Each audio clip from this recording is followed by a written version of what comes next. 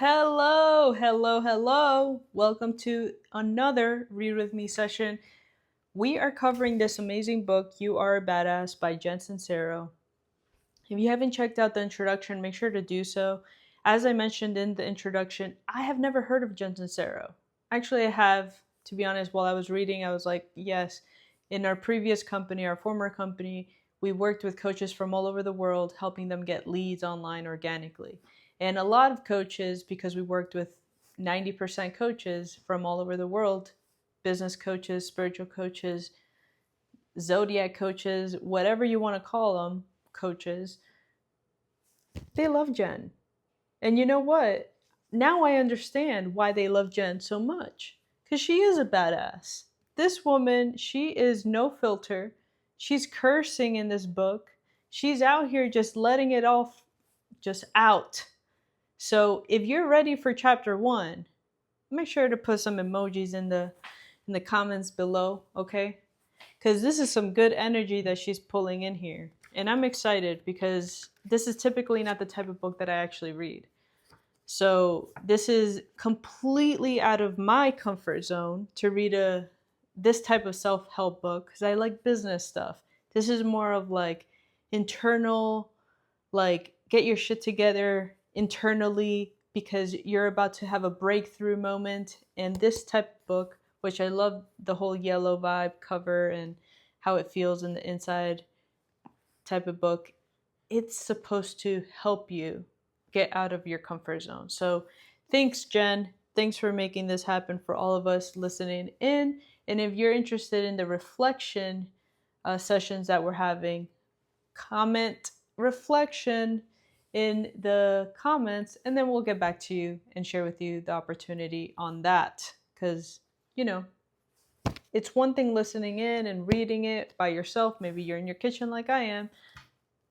But then the breakthroughs actually happen in the reflections. You get to talk about it with other people from different walks of life that are reading the same book, that are going through the same exact journey as you. Okay? So, speaking of journey, my subconscious made me do it. That's chapter number 1. Let's get into it. You are a victim of the rules you live by. A quote by Jenny Holzer. She's an artist, she's a thinker, and she's a blurter of brilliance. Many years ago, I was in a terrible bowling accident. My friends and I were at the tail end of a heated tiebreaker, and I was so focused on making a great show of my final shot, leaping into action, loudly declaring my impending victory, dancing and twirling my way through my approach, that I didn't realize where my feet were. And then when I let go of the ball, this was the moment I was to learn how serious the bowling community is about penalizing those who roll with one toe over the line. They pour oil or wax or lube or something unimaginably slippery all over the alley. And should someone accidentally slide out of the bounds while attempting that perfect hook shot, she will find herself feet flying out from under her and her ass crashing down into the surface that even an airborne bowling ball can't crack. A few weeks later, while lolling about it in my bed with this guy I met at Macy's, LOLing. A few weeks later, while LOLing about this in bed with this guy that I met at Macy's, I explained that ever since my accident, I'm now woken up in the middle of the night with excruciating pain in my feet. According to my acupuncturist, this is from the nerves in my back getting slammed when I fell. And in order to sleep through the night, I need a new, firmer mattress. I have pains in my feet when I sleep too, he said, raising himself up for an unreciprocated high five. It's not just because I'm not into the whole high five thing that I left him hanging, but also because I was annoyed with him. I already find mattress shopping to be totally bizarre and embarrassing. lying on your side with a pillow between your thighs for all of those to see how it is, like it's anyone's business. But the fact is that I had to do it with my salesman lying next to me, begging for a high fiver was more than I could handle. So I couldn't help but notice that all of the other salesmen simply stood at the end of the bed, rattling off the mattress facts with their clients, tested out a myriad of positions, but not mine. He lowered down next to me, on his back, arms crossed over his chest, and thoughtfully chat away, staring at the ceiling like we were at summer camp. And I mean, he was nice enough to be incredibly knowledgeable about coils and latex memory foam, but I was scared to roll over for fear that he'd start spooning me. Was I too friendly? Should I not have asked him where he was from? Did he think I meant something else when I patted the empty space next to me to test the pillow top? I obviously should have asked Freak Show Bob to get off the damn bed or found someone else to help me. And instead of sneaking out the door and blowing my only opportunity that week to go mattress shopping, but I didn't want to embarrass him. I didn't want to embarrass him. This is pretty much how my family was trained to deal with any sort of potentially uncomfortable interaction, along with the fail-safe method of running in the opposite direction. Other tools in our confrontation toolbox also included freeze, talk about the weather, go blank, or burst into tears the moment that you're out of earshot. Our lack of confrontation management skills. Lack of confrontational management skills was no great surprise considering that the fact that my mother comes from a long lineage of wasps. Her parents were the types who believed that children were to be seen and not heard, and who looked upon any sort of emotional display with the same horrified disdain, usually reserved for cheap Scotch and non-Ivy League educations. And even though my mother went to create a household for us that was a warm, loving, laughter-filled as they come, it took years for me to finally learn how to form a sentence when presented with the blood-chilling phrase, "We need to talk." All this to say that it's not your fault that you're effed up. It's your fault if you stay effed up. But the foundation of your effed upness is something that's been passed down through generations of your family, like a coat of arms or a killer cornbread recipe, or in my case, equating confrontation with heart failure. When you come screaming into this planet, you are truly a bundle of joy, a wide-eyed creature incapable of doing anything but being in the moment. You had no idea that you had a body, let alone that you should be ashamed of it. When you looked around, everything was just that. There was nothing about your world that was scary or too expensive, or so last year, as far as you were concerned, if something came near your mouth, you stuck in it. If it came in your hand, you grabbed it. You were simply a human being. A human being. While you explored and expanded into your new world, you also received messages from the people around you about the things that you are. From the moment you could take it in, it started filling you up with a lifetime's worth of beliefs, many of which have nothing to do with who you actually are or what is necessarily true. Example being the world is a dangerous place, you're too fat, homosexuality is a curse, size matters, hair shouldn't grow there, going to college is important, being a musician or an artist isn't a real career, all these things. The main source of the information was, of course, your parents, assisted by the society at large when they were raising you. Your parents in a genuine effort to protect you and educate you and love you with all their heart, hopefully, passed on the beliefs they learned from their parents. Who learned from their parents? Who learned from their parents? The trouble is, many of these beliefs have nothing to do with who they actually are slash were or what is actually true. I realize I'm making it sound like we're all crazy, but that's because we kind of are. Most people are living in an illusion based on someone else's belief. And until they wake up, which is what this book will hopefully help you do, here's how it works.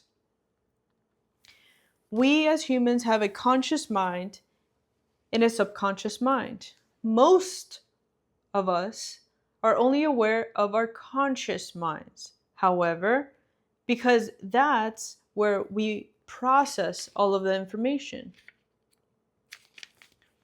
It's where we figure things out, judge, obsess, analyze, criticize, worry that our ears are too big, decide once and for all to stop eating fried food and grasp that 2 plus 2 equals 4 and try to remember where the hell we left that car keys. The conscious mind is like a relentless overachiever, incessantly spinning around from that thought to thought, stopping only when we sleep, and then starting up again the second we open up our eyes. Our conscious mind, otherwise known as our frontal lobe, doesn't fully develop until sometime around puberty. Our subconscious mind, on the other hand, is the non-analytical part of the brain that's fully developed the moment that we arrived here on this earth.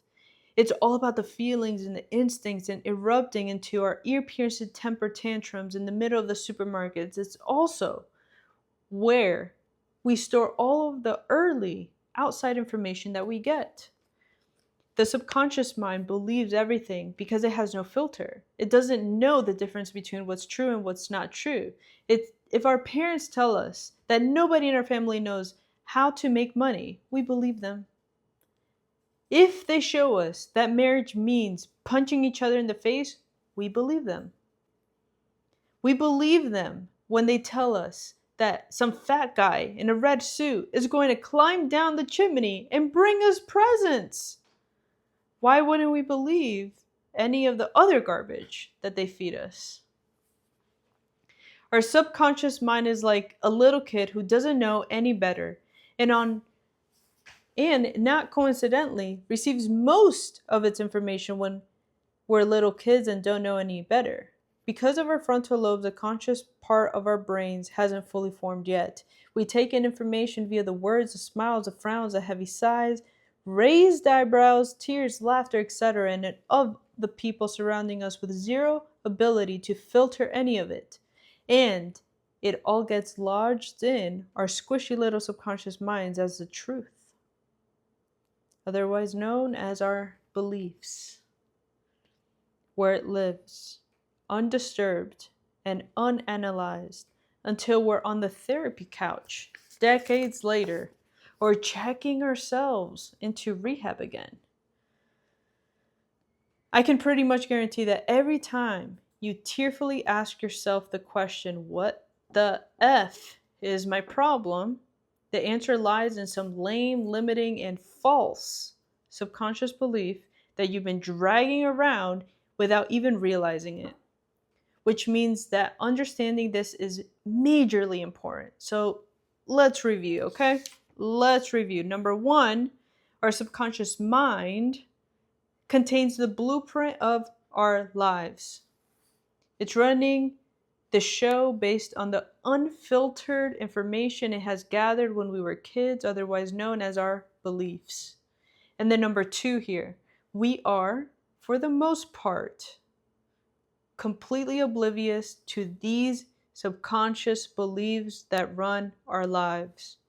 Number three, when our conscious minds finally develop and show up for work, no matter how big or smart or highfalutin they grow to be, They're still being controlled by the beliefs we're carrying around in our subconscious mind.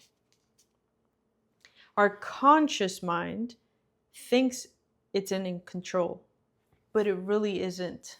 Our subconscious mind doesn't think anything, but it's actually in control. And you know who's really good, just to put this in here? Bob Proctor, okay? The goat of the goats of the goats of PD, personal development, like the Bob, okay? When you get a chance, type in subconscious mind or unconscious subconscious mind, whatever you want to call it, either one of those two things, and then put Bob Proctor next to it.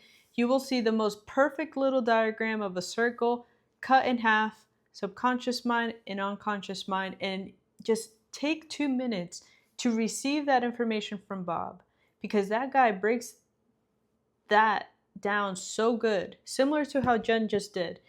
However, Bob, he's the real GOAT. And whoever Bob learned it from, which is, Think and Grow Rich, which is his like little Bible that he kept under his armpit everywhere he went, that's where he learned it from. And I promise you, once you learn from Bob, you will understand what Jen is talking about. Love you, Bob. This is why so many of us stumble through life doing everything we know in our conscious minds to do, yet remain mystified by what's keeping us from creating the excellent lives we want.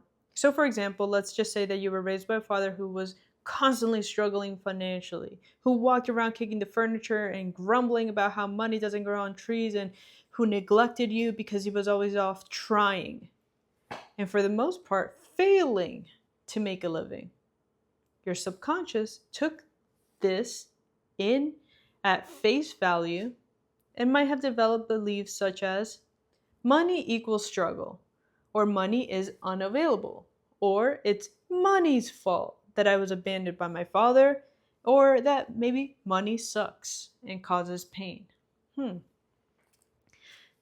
Cut to you as an adult who, in your conscious mind, would love nothing more than to be raking in that dough, but who is subconsciously mistrusting of money, believes it's unavailable to you, and who worries that if you make it, you'll be abandoned by someone that you love.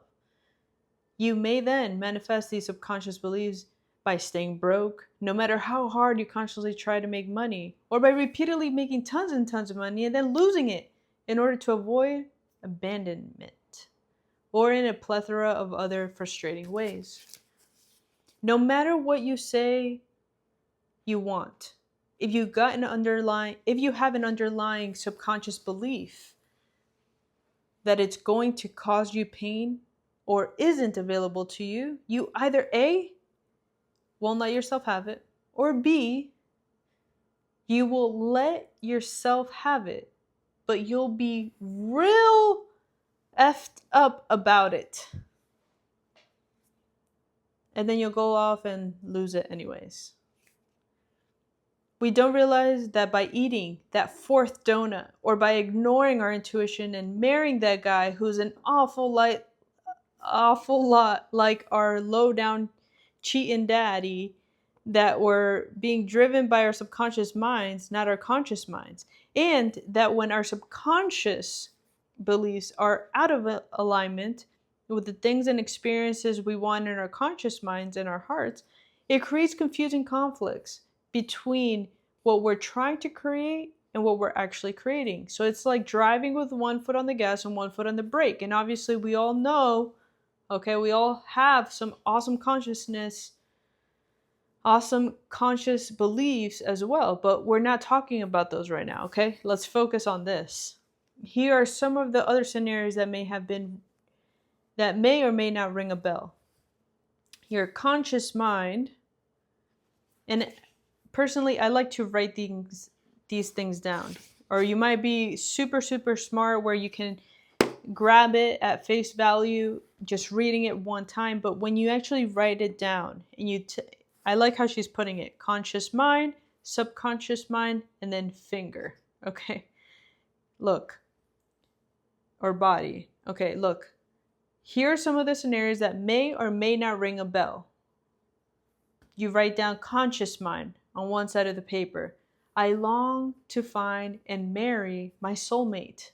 And then on the other side, subconscious mind. Intimacy leads to pain and suffering. Okay? That's one. The second one, the conscious mind says, I want to lose 25 pounds. And then the subconscious mind says, people aren't safe. I must build a shield to protect myself.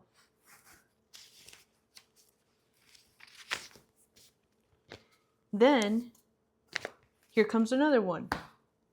Conscious mind. I'm hot and sexy and want to get it on. And then, my subconscious mind is, physical pleasure is shameful. Then your sex life is a yawn. The other one is conscious mind. I want to travel the world. Then your subconscious mind is saying, fun equals irresponsible, which then equals I won't be loved. And then it equals passport being completely blank. It's sort of like not being able to enjoy sitting on your front porch anymore because it totally reeks of something foul out there. You can come out with all these brilliant ways to deal with the problem, light incense, set up fans, blame it on the dog. But until you realize that something has crawled up in there in your house and died, your problems will linger on, stinking up your life. The first key to ridding yourself of limiting subconscious beliefs is to become aware of them. And because until you're aware of what's really going on, you'll keep working with your subconscious mind. Think you need to paint that porch to solve the problem that's buried far beneath it, like the dead skunk removal. That's in your subconscious mind. So which is an exercise of futility. Take a minute to look at some of the less than impressive areas of your life and think about the underlying beliefs that could have created them. Let's take out the old crowd pleaser, lack of money, for example. Are you making far less money than you know you're capable of earning? Have you reached a certain income level that no matter what you do, you can't seem to go above? Does generating an abundance of money constantly seem like something that you're not even physically capable of doing? And if so, write down the first 5 things that come to your mind. And this is very important. Write down the first 5 things that come to your mind when you think about money. Is your list full of hope and bravado or fear and loathing? What are your parents' beliefs about money? What are your beliefs about the other people you grew up around? What was their relationship with money like? Do you see any connection between their money beliefs and yours? Later on in this book, I'm going to give you the tools to go much deeper with the subconscious beliefs and fix whatever is blocking you from living the kind of life that you'd love to live. But for now, practice stepping aside. Notice what's happening in your dysfunctional areas of your life and strengthen your almighty awareness muscle. Start waking up to the stories that you're working with in your subconscious. I'll have to do things that I hate in order to make money. I feel trapped if I get into an intimate relationship. If I go on a diet, I'll never get to eat anything fun again. And if I enjoy sex, I'll burn in hell with the rest of the dirty sinners. Because once you see what's really going on, you can start to drag out the stinky carcasses of your limiting subconscious beliefs and give them the heave-ho, thereby opening up the space to invite the fresh, new, awesome beliefs and experiences that you love to have into your life. Wow. Okay. That was interesting because as I'm reading, I'm like thinking of how powerful this little exercise is, having the ability to just like think of the first 5 words that come to your mind. And when you're asking yourself a question like, why am I not making enough money right now? And then what are the 5 things that are happening in your mind right now? And taking that special moment to actually write those down so you can see them in front of you. That is such a self-love activity that I feel not a lot of people, whether you're old, aka you're 120 years old, or you're young, you're 20, 30, 40, 50, 60, young, okay? It doesn't matter. If you're able to do that, I truly believe that that is the first step to awakening what Jen is talking about. The ability for you to become a badass.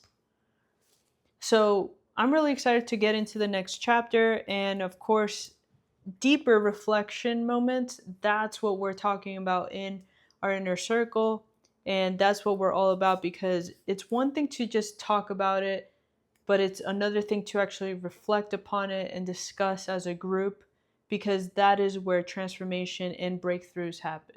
So I'll see you in the next chapter, and I'll see you soon.